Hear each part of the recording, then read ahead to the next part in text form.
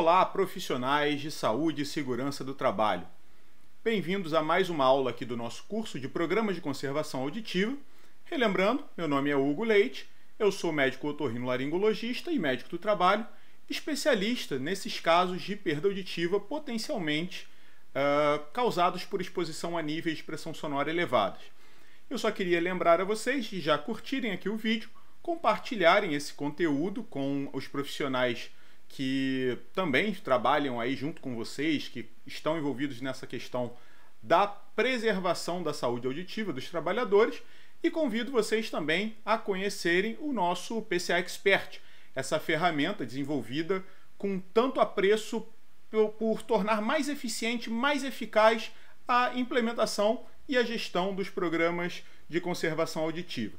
O link fica aqui embaixo na descrição do vídeo e também vocês estão mais do que convidados a fazerem o teste gratuito também dessa ferramenta, que certamente vai auxiliar muito no dia a dia de vocês. Sem mais delongas, vamos então aqui, vou passar então aqui para o nosso tema da nossa aula de número 4, tá? Então, os slides aqui em cima, na minha direita, e hoje nós vamos falar sobre a avaliação quantitativa do nível de pressão sonora, certo? Nós já fomos tocando nesse assunto nas aulas anteriores e hoje vamos entrar em um pouco mais de detalhe, sempre com esse nosso objetivo de fazermos aulas curtas, sucintas, de forma que tragam o conhecimento para vocês e sempre podem mandar mensagens para a gente, seja aqui mesmo na plataforma ou pode enviar e-mail para a gente, entrar em contato com o WhatsApp. Nós vamos sempre procurar atender e responder e trocar as nossas experiências da melhor forma possível. Então, o que é essa avaliação quantitativa? Bom, o som, de uma forma muito resumida, ele é uma energia. E essa energia ela pode ser avaliada de várias formas diferentes. E isso que muitas vezes gera confusão quando nós estamos falando dos programas de conservação auditiva. Para começar, nós temos aqui, qual é o equipamento utilizado? O medidor de pressão sonora, ou o que a gente chama de audiodosímetro. Equivocadamente, muitas pessoas acabam chamando de decibelímetro. Mas por que o decibelímetro seria um nome errado? Basicamente pelo seguinte, nós temos, para fazer essas medições dessa energia sonora, as escalas em decibéis. E aqui, ali abaixo no slide, nós já estamos citando algumas dessas escalas. Mas existem diversas escalas de decibéis diferentes. E não são, portanto, essas escalas elas não fazem parte do sistema métrico, de unidades de medidas. Então, por não fazer parte do sistema métrico, não é adequado o termo decibelímetro, tá? Mas, tirando esses conceitos de lado, ainda é muito importante que a gente saiba diferenciar a função de cada uma dessas escalas, certo? Então, nos medidores de pressão sonora, para que a gente faça a avaliação quantitativa, a primeira coisa que é importante saber, e isso também está descrito lá na NR15, é se nós vamos medir o nível de pressão sonora de um som contínuo, de um som intermitente ou de um som de impacto. A forma de medição dos sons contínuos ou intermitentes é igual, mas é diferente da medição dos sons de impacto, tá? E aqui nós estamos falando o tempo todo também de NPS, nível de pressão sonora, tá? Mas nós também temos outras grandezas relacionadas aos sons, que são os níveis de potência sonora e os níveis de intensidade sonora, que muitas vezes são confundidos, tá? Mas é importante deixar registrado que o nível de potência sonora é uma característica inerente à fonte geradora desse som. A intensidade sonora se refere à característica do meio de propagação do som. Então, o som ele pode se propagar nos meios sólidos, líquidos ou gasosos. O som precisa de um meio elástico para se propagar. Todo mundo já deve ter escutado que o som não se propaga no vácuo, tá? e a característica dessa intensidade sonora, dessa propagação do som, vai ser diferente a depender do meio no qual ele está se propagando, tá certo?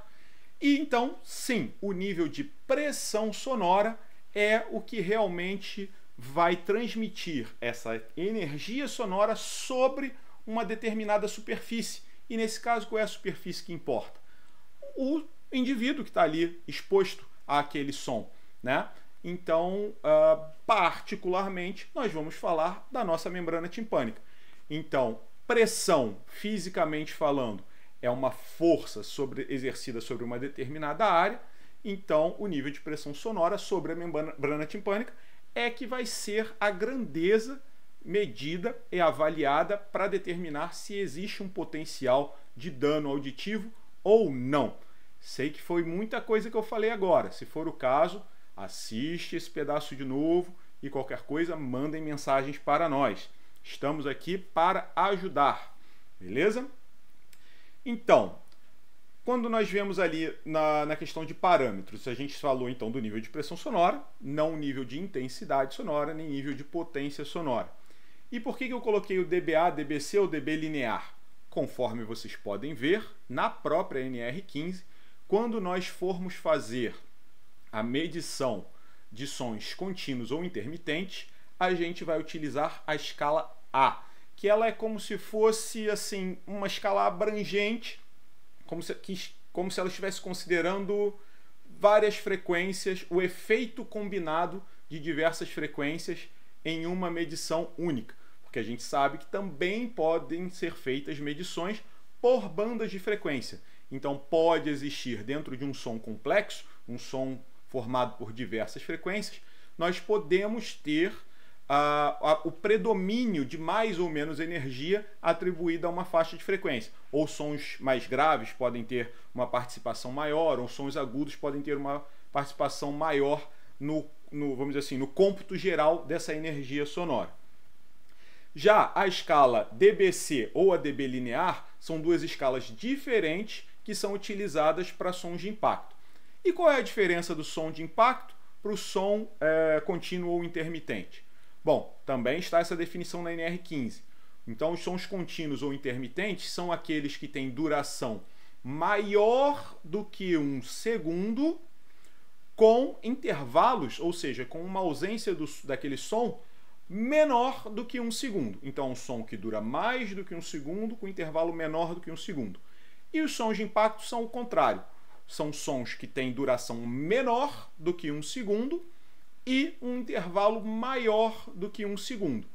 Se você analisar friamente esses números, vocês vão perceber que nós não estamos nem sequer falando da intensidade ou, melhor ainda, do nível de pressão sonora desses sons. Tá? Nós estamos falando de características ali temporais dele. Então nós podemos ter um som de impacto mesmo com uma energia pequena. Simplesmente isso vai ser relacionado ao tempo de duração desse som e o intervalo que vai existir de um som para o outro, tá? Da recorrência desse som. E às vezes o que a gente pode achar, poxa, isso parece um som intermitente. Às vezes pode ser um som de impacto. Ou ao contrário, pode ser um som de impacto e pode parecer um som de impacto e na verdade ser um som intermitente. Então essa determinação é extremamente importante para que a gente faça a avaliação correta daquele risco auditivo presente no ambiente de trabalho. Beleza? Então isso é extremamente importante.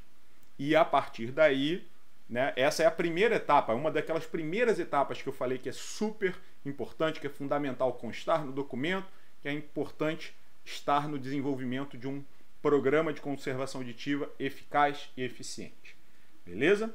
Qualquer dúvida, assiste de novo tudo isso que eu falei, que eu sei que é bastante conteúdo, e qualquer coisa, mandem mensagens para nós. E aqui nós temos então a tabela dos limites de tolerância. Eu fiz um resumo, né? Na NR15, essa tabela está até mais detalhada ali. Mas o que a gente vê? Né? Que existe uma relação, conforme está escrito ali na última linha, né? De níveis de exposição permitidos em relação ao tempo de exposição. Então, não é, como eu tinha até falado numa outra aula, que o limite de tolerância né, para níveis de pressão sonora de 85 dB. Não, não é isso, tá? O que a gente pode afirmar de uma forma mais correta é que sons de até 85 dB, eles não vão causar dano à saúde auditiva. A partir de 85 dB, de acordo com a norma legal, aí sim nós potencialmente poderemos ter uma perda auditiva. Mas em que situação? Na situação em que essa intensidade, né, de propagação seja capaz de ter um nível de pressão sonora acima de 85 dB por um período de tempo diário acima de 8 horas. Então, se nós tivermos, por exemplo, um nível de pressão sonora de 85 dB num ambiente, mas o trabalhador só fica nesse ambiente por 4 horas, não existe problema algum, tá? Mas é importante lembrar, e não dá tempo da gente detalhar tanto na aula, mas a dobra de energia, também justamente por ser uma escala logarítmica, ela acontece a cada 5 dB. Então o dobro da energia de 85 dB não seria 170, não seria 85 vezes 2, mas sim 90. Então 90 dB já é o dobro da energia de 85 dB. Então por isso a gente observa ali do lado na tabela que o limite de tolerância, né, de tempo de exposição para 90 decibéis de nível de pressão sonora já se torna apenas 4 horas. Então, a cada 5 dB que a gente aumenta de energia, nós estamos dobrando essa energia, esse nível de pressão sonora, e, portanto, a máxima exposição de área permissível cai pela metade. E aí vocês podem pensar também, poxa, mas espera aí. Então, se eu tenho um ambiente com 90 dB, a pessoa só pode trabalhar 4 horas? Nós estamos falando da condição em que não seria utilizado um protetor auditivo.